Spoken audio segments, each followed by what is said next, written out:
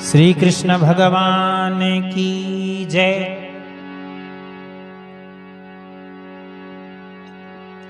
विघ्न हरण मंगल करणे होत बुद्धि प्रकाश। लेते नाम गणेश का तो होत विघ्न को नाश। सदा भवानी दाहिनी और सन्मुख रहत गणेश।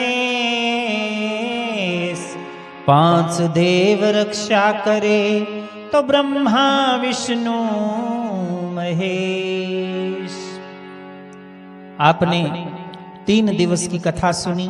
आइए भगवान गणेश जी के चरणों में वंदना करते हुए, मां सरस्वती का ध्यान करते हुए आज चतुर्थ दिवस की कथा को प्रारंभ करते हैं। आपने सुना किस प्रकार दुर्योधन जो है वो अपने योद्धाओं का वर्णन करता है और गुरु द्रोणाचार्य जी को प्रसन्न करने के लिए कूटनीति चाल चलता है, लेकिन गुरु द्रोणाचार्य जी चुप रहते हैं। और इधर क्योंकि गुरु द्रोणाचार्य जी के साथ गुरु शिष्य का संबंध था और भीष्म पितामह जो कि सेनापति थे उनके साथ कौटुंबिक स्नेह था, पारिवारिक स्नेह था, इसलिए क्या होता है, मूल गीता पाठ के अंदर क्या लिखा है सुनिए। तस्य संजनयन हर्ष कुरु वृद्धः पितामह। सिंहनादं विनद्य उच्चै शंखं दधमौ प्रतापवान्। ततः शंखा च भैर्य च पणवानक गोमुखा। सहसा एव अभहन्यन्त स शब्दः तुमुल अभवत्। ततः श्वेतै हय्यै युक्त महति सयन्दने स्थितो। माधवा पांडवा च एव दिव्यौ शंखो प्रदधदमुतु। पांचजन्यं ऋषिकेशो देवदत्तं धनञ्जयः। पौंड्रधदमौ महाशंखं भीमकर्मा वृकोदर। मूल गीता पाठ आपसे सुना। आइए अब इसको संगीतबद्ध किया है, कैसे वो सुनिए।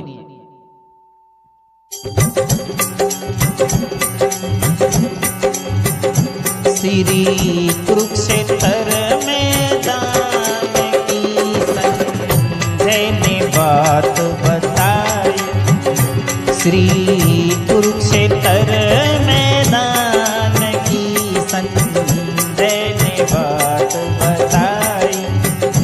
संजय ने बात बताई मेरे रामा, संजय बात बताई। श्री कुरुक्षेत्र मैदान की संजय ने बात बताई। क्या हुआ? 5 जन्य को ऋषिकेश देवदत्त केश। 5 जन्य को ऋषिकेश देवदत्त गुडाकेश के नर अवतारी। तब पौंड्रक फूंका आप भीम बलकारी रे।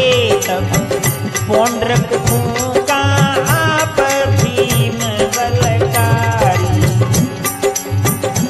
उठे धर्मराज कर जोश, विजय का घोष आपने सुनाया।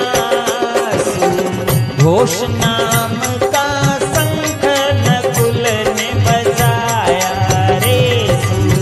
घोष नाम का शंख नकुल ने बजाया। उठे धर्मराज कर जोश, विजय का घोष आपने सुनाया। घोष नाम का शंख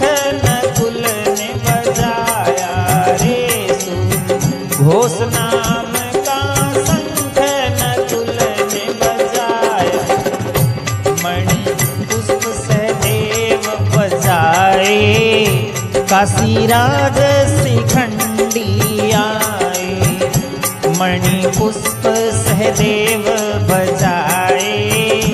काशीराज शिखंडी आए, दुर्पद विराट गरणाए। शंख अजित सात्यकी आए, दुर्पद विराट गरणाए। संग अजित सात्यकी आए, द्रौपदी सुवन करे नाद। सुभद्रा सुत गाद, सुन शंख ध्वनि विकराल को रव सेना थरराई रे। सुन शंख ध्वनि विकराल को रव सेना थरराई, को रव सेना थरराई। सुनो सब दुष्ट सेना थरराई, तब कुरुक्षेत्र मैदान की संजय ने बात बताई।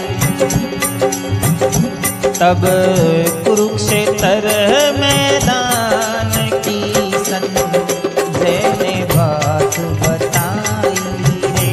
फिर कुरुक्षेत्र मैदान की संजय ने बात बताई।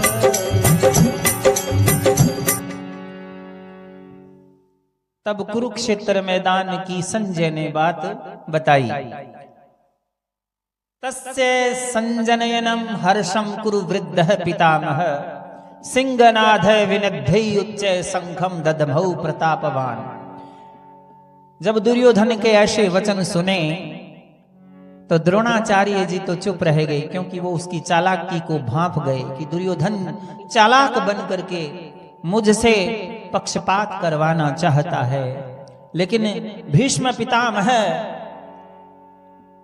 एक तरफ खड़े थे, क्योंकि द्रोणाचार्य का जो दुर्योधन के साथ संबंध था वो गुरु शिष्य का संबंध था। गुरु के लिए सभी शिष्य बराबर होते हैं, लेकिन इधर पितामह का जो कौटुंबिक स्नेह था, इसलिए पितामह दुर्योधन को खुश करने के लिए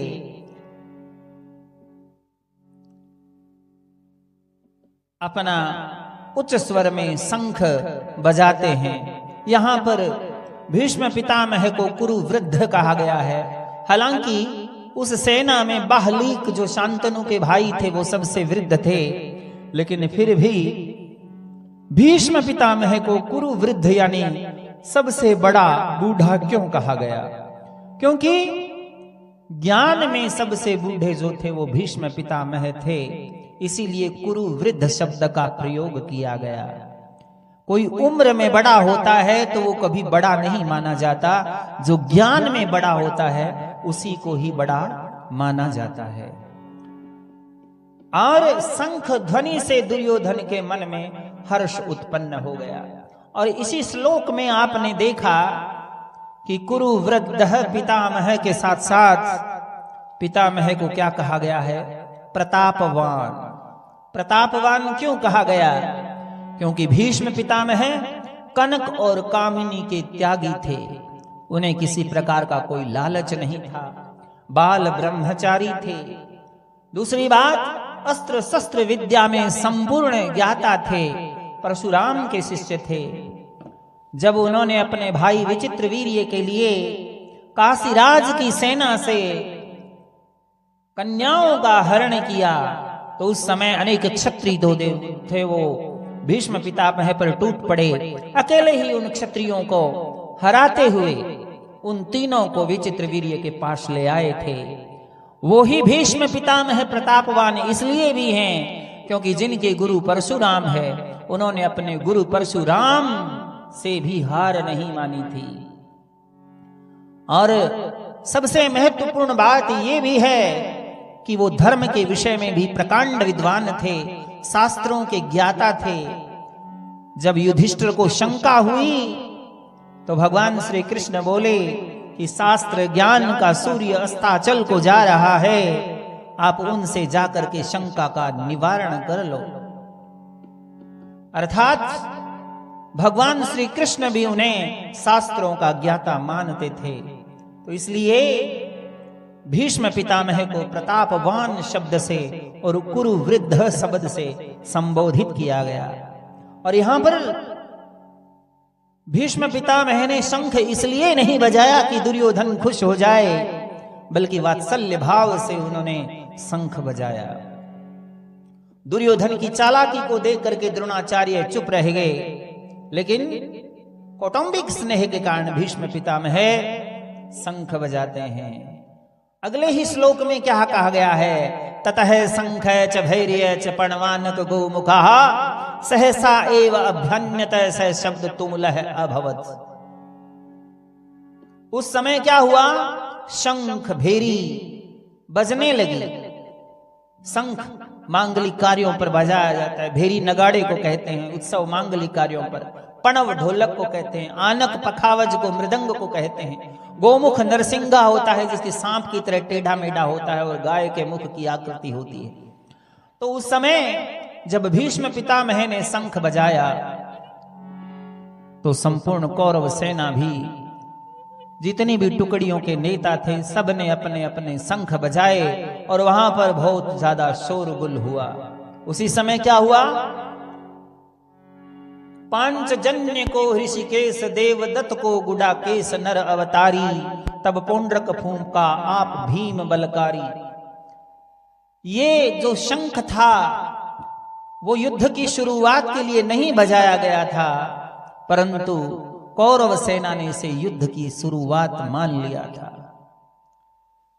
इधर भगवान श्री कृष्ण जो है वो पांचजन्य नामक शंख बजाते हैं, जिसे ऋषिकेश भी कहा गया है, यानी जो इंद्रियों के नियंता है, समस्त इंद्रियों के कंट्रोल करने वाले हैं, इसलिए भगवान का नाम ऋषिकेश भी है। उन्होंने पांचजन्य नाम के राक्षस का वध करके इस शंख को प्राप्त किया था और अर्जुन गुडाकेश नाम का शंख बजाते हैं। और अर्जुन को ये शंख भगवान इंद्र ने दिया था। भगवान इंद्र ने अर्जुन को ये शंख दिया था। कब? जब उन्होंने निवात कवच आदि दैत्यों के साथ युद्ध किया था, तो उस समय ये शंख दिया था। इस शंख को बजाने से बड़े बड़े शत्रु जो थे वो घबरा जाते थे, इसलिए उन्होंने, यानी गुडाकेश यानी अर्जुन ने इस शंख को वादन किया। तो इस तरीके से जब हम बात करते हैं गुडाकेश की, यानी जो निद्रा पर विजय प्राप्त कर चुके हैं, उन्होंने अपना शंख बजाया और जिसका नाम था देवदत्त। सहसा माधव है, सहसा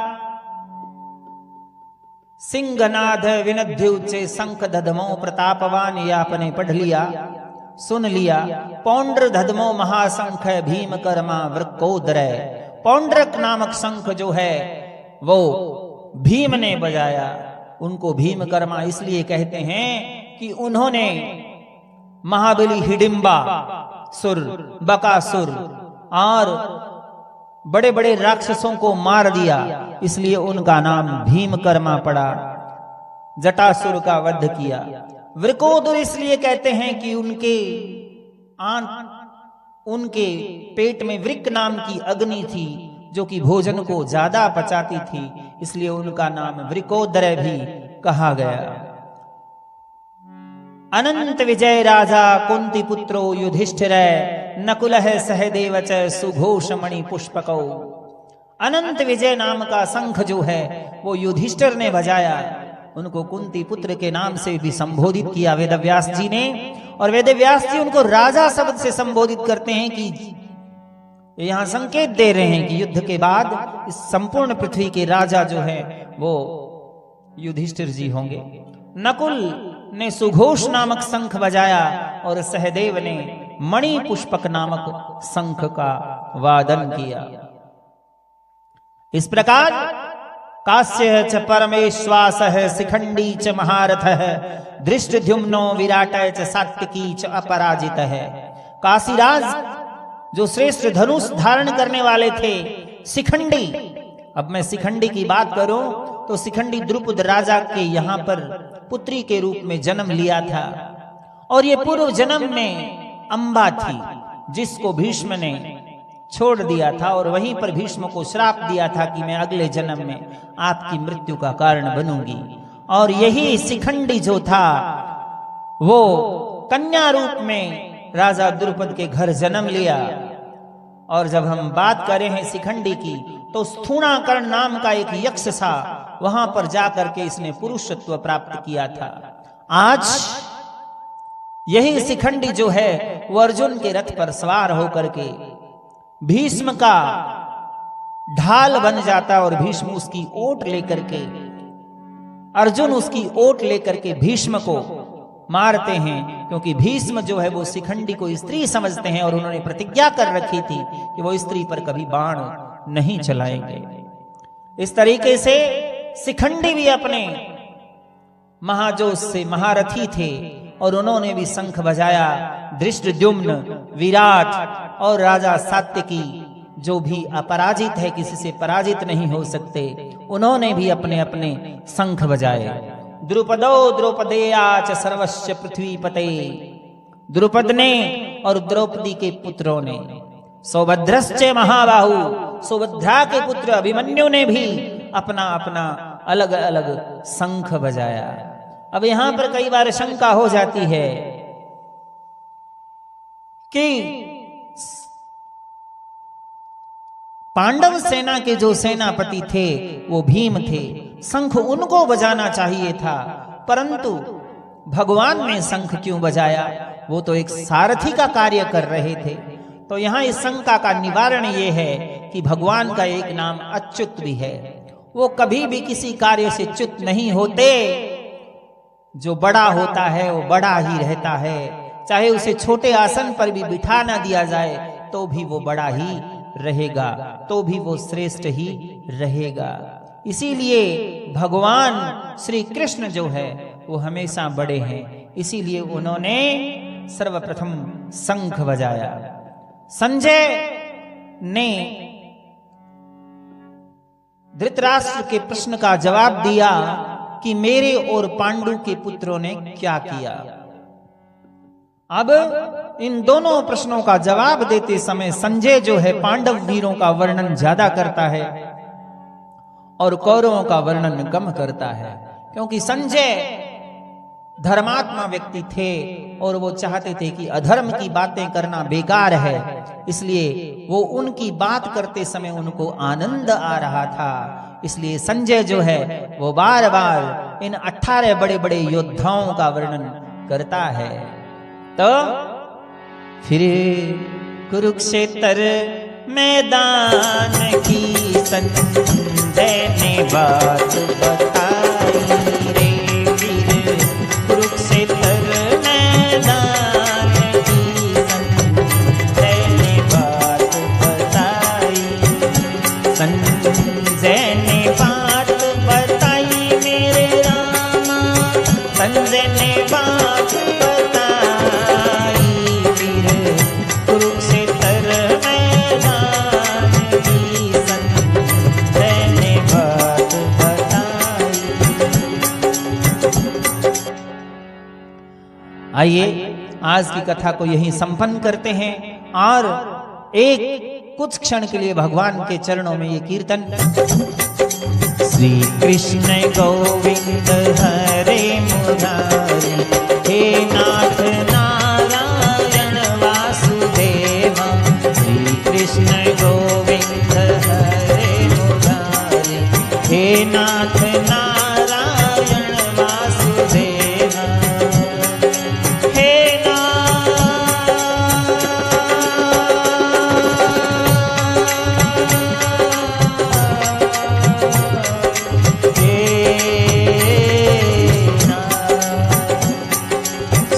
कृष्ण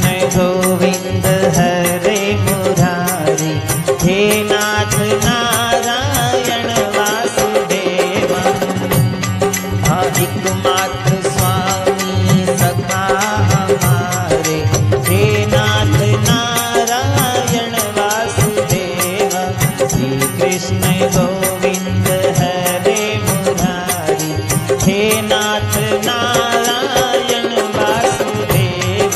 श्री कृष्ण गोविंद हरे मुरारी, हे नाथ नारायण वासुदेव।